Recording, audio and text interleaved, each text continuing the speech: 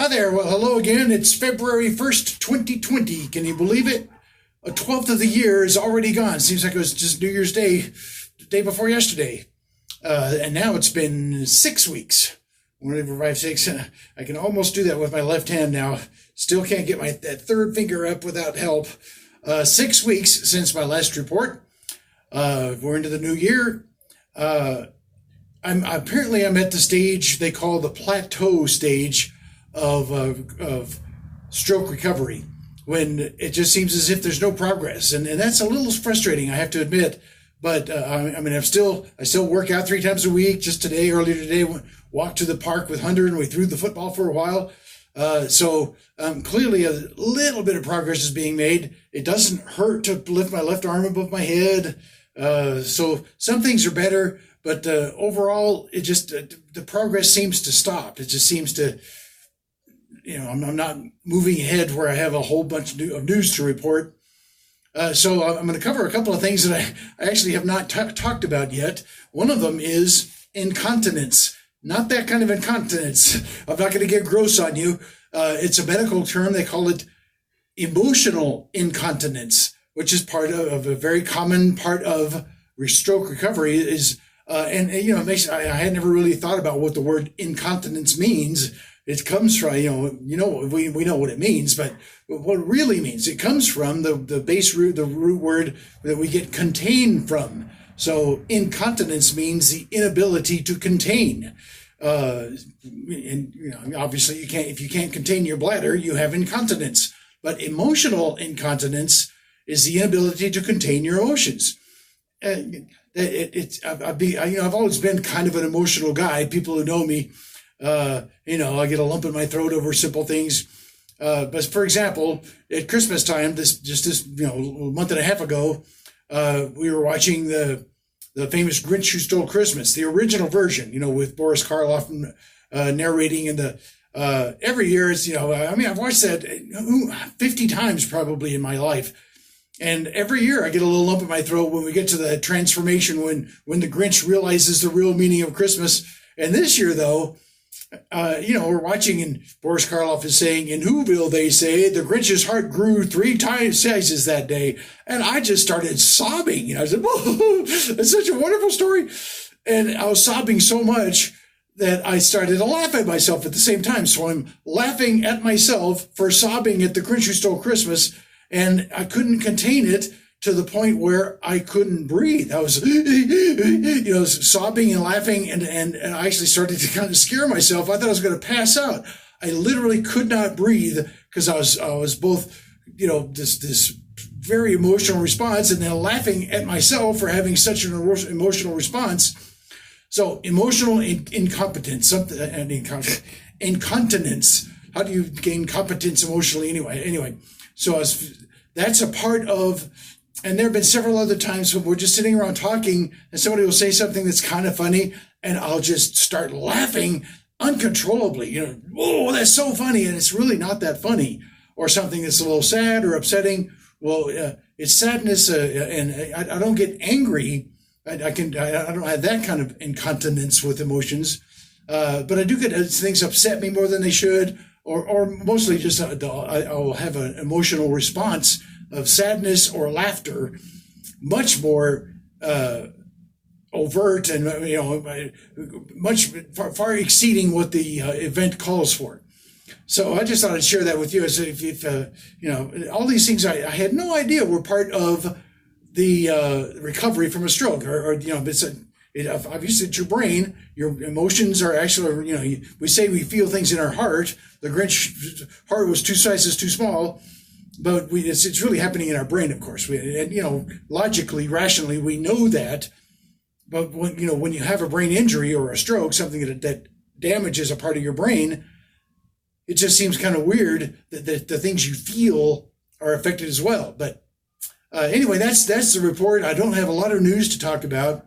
Like I said, it's the plateau stage. Apparently, this lasts for a couple of months, and then maybe in April or something, I'll start to really notice something different. I still have a little trouble, a little wobbly with walking, balance. But overall, I feel okay. Now, that's the update. This is going to be a different video. The next stage, I'm going to do another part of the video that's really directed at people who are recovering from stroke or are helping someone who is recovering from stroke. So that's the update for friends and family. Thanks for watching.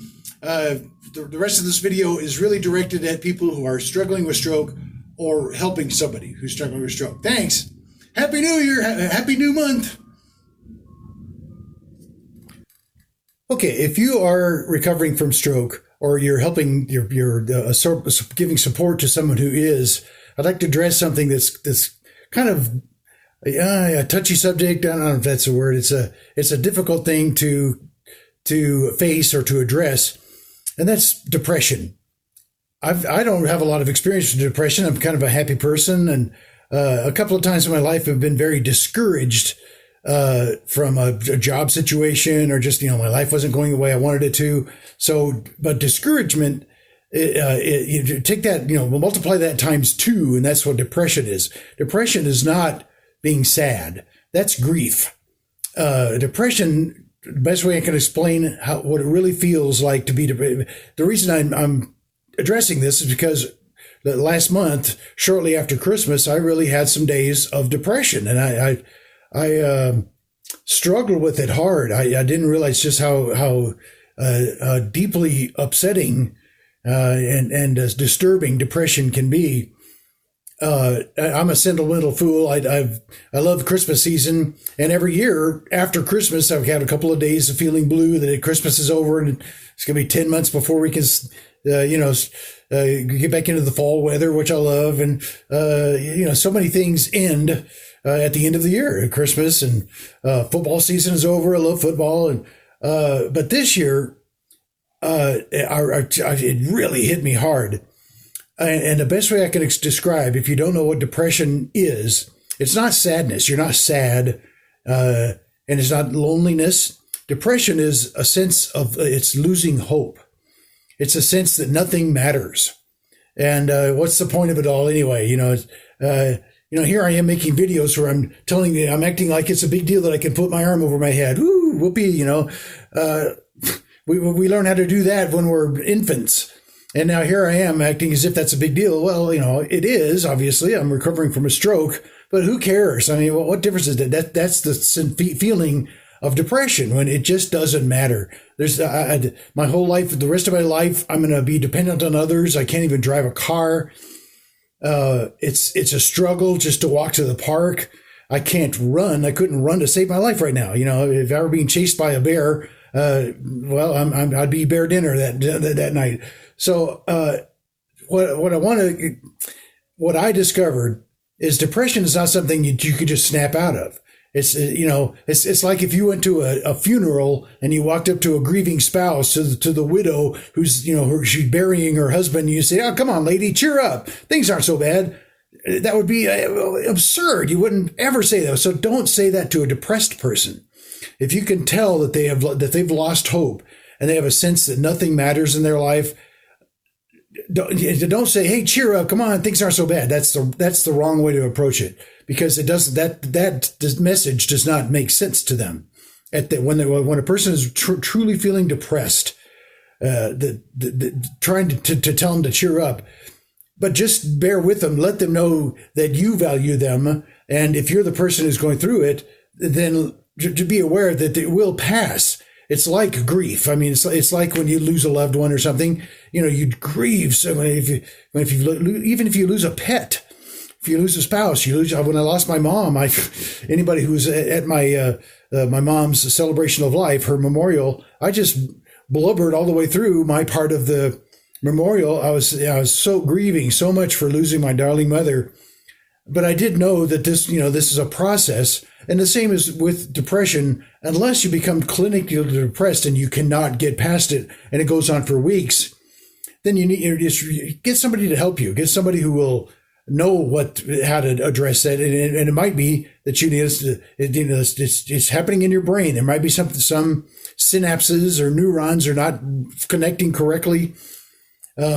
But remember, if you're helping a person, or if you're the person who's dealing with depression, don't try to say cheer up or buck up, pull yourself up and that is not what a person needs to hear, and it's not what you need to tell yourself. Don't just try to say, get yourself together, man.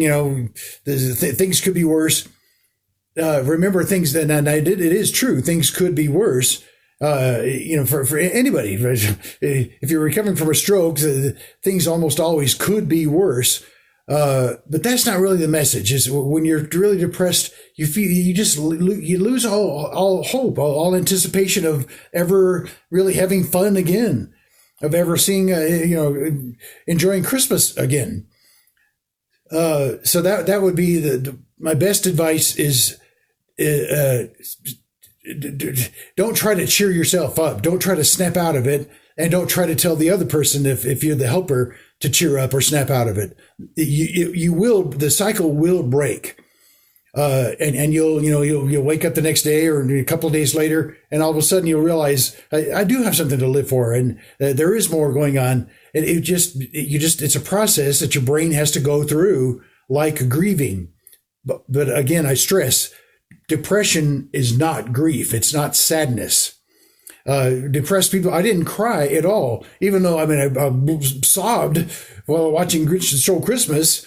We watched the 1951 version of The Christmas Carol with Alistair Sims. It's my favorite version. And there toward the, when Scrooge has his transformation, and the day after Christmas, and he's just so happy, and he's telling Bob Cratchit, put another hunk of coal on the fire before you dot another I. And it's just a wonderful story. And I broke down and started crying. Oh, it's such a great story. So I was having a very emotional response. That's not depression. Depression is deeply unsettling. And it does make you have a sense that you just don't have value in life anymore. Don't beat yourself up about it, and don't try to snap out of it. That just doesn't work. You will come out of it, but it's a process that your brain has to go through. So just be aware of that. That's the rest of my message for people who are suffering from stroke or helping someone who's suffering from stroke.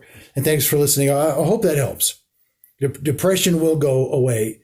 And after a stroke, you have a lot more to do, there's a lot more to look forward to.